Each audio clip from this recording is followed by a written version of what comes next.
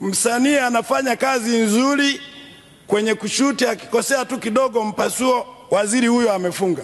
Sasa mimi nataka kumuuliza, unafungia miziki ya Tanzania, unawafungia wasanii wa Tanzania kupasua sketi, kuonyesha mpasuo? Hebu uangalie miziki ya kina Rihanna, na ndo mnakaa mnaangalia kwenye YouTube kila saa. Hii ya Tanzania ambayo mnataka wasanii wetu wavae sijui dera, sijui wavae pekozi. Hakuna mtu aliye na hobi na miziki ya pekozi kwa sasa. Lakini mheshimiwa waziri, ukiangalia msanii anafanya kazi nzuri, ana invest hela kwa mkopo na nini, akikosea tu mpasuo unafunga. Lakini tukienda Samora, mbona kina mama tunaona kama zile nguo wanazovaa kule Samora kule zinafanana tu na wa muziki? Kwa nini kule ampeleki kifungo?